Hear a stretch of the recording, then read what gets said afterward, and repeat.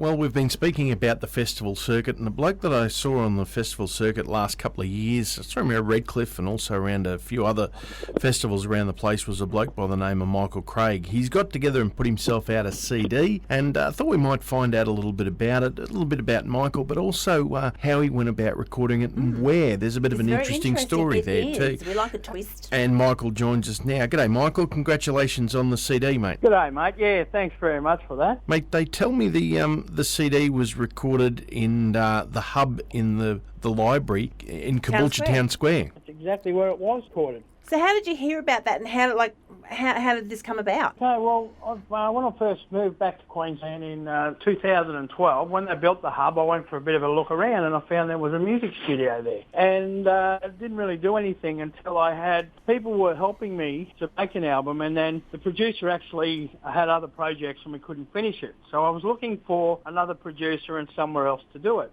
So suddenly it just came to mind, Caboolture Hub. So I went over there and just made inquiries, and they had an engineer that is sort of contracted to them. And away we went doing it in there. So it was quite a really good experience because a lot of people have heard about it, but not many people have used it. And it's a full-on studio where the only way you really communicate is through headphones because it's so enclosed in there. It's been purpose-built as a recording studio. And I found it quite fascinating to think that local council would provide a recording studio. There's a lot of usually art things and things like that, but when it comes to music, it's very hard to find something. So, yeah, it was quite a bit of a find for me. And, he did a really good job with the studio because it is so purpose-built.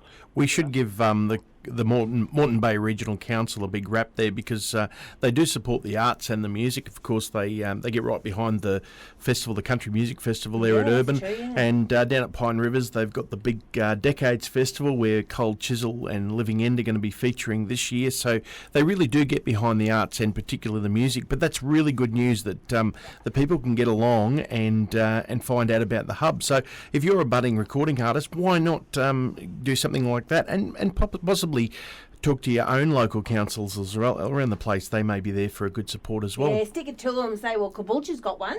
Why can't we have one? I like that. Absolutely. There you go. Now, Michael Craig, you're known around the traps as the man with the big voice. Now, the album's called In the Heart of the Country, and I've noticed you've got quite a few of your own songs on here. Did you pen them all by yourself, or were they co-writes? Or tell us about the individual songs, because you've got 1, 2, 3, 4, 5 of your own on this album. I have. I was very fortunate in my life to spend a lot of time travelling Australia. I spent 10 years travelling Australia. I was even more fortunate enough to go and live on remote Aboriginal communities, which is very, very remote. I was 1,000 kilometres from the closest town. Nothing to do out there but write songs. So the inspiration just flowed through, and experiences that I've actually had and people I've met. I was quite fortunate in 2014 to enter CMA, and I won first prize in the gospel songwriting competition for the Little Tin Church. That was an amazing thing for me because to actually see the Little Tin Church, 250 kilometres west of Ayers Rock is where the Little Tin Church is, and a lot of it's based on a lot of the Aboriginal people that used to go there. You know, they live remote, they live hard, very traditional. And every Sunday, they walk up to this tin church, no shoes, no cars, no nothing, and they still have their faith, which I thought was quite an amazing thing because it's very rough and rugged out in the outback. So that's where that came from. The whole album, you've got, as I said, you've got 5 different songs on there that you've penned yourself, and by what you're saying now, everyone's going to be telling us a different story. So if our listeners are out there at the moment and they think, I want to hear some of these stories, how can they go about purchasing the album? Well, they can get in touch with me. I'm on the Facebook, and Mikey J. Craig is my Facebook, and they can private message me to obtain the CD. Also, I do get around quite a bit to different country music places and festivals and things, so if you see me there, I've always got them in my case. If someone wants to get hold of that, is get in touch with us, private message us, and we'll put you in touch with Michael. Awesome. Or you can find Michael on his Facebook. If you can't find him on Facebook, but if you want to get hold of that. Now, I do have to make a disclosure here and an apology, folks. As I was getting involved, I've loaded the wrong song onto the computer tonight. So I was supposed to load the Little Tin Shed, and I've loaded a classic.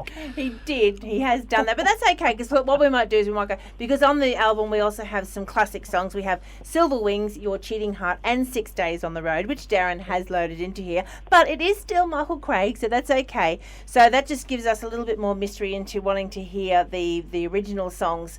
So we're going to play, thanks Michael for joining us tonight, but we are going to play 6 Days on the Road, which is Michael's version of the song. And because if you do want to get a hold of his albums, please support our Aussie artists out there, especially our local ones.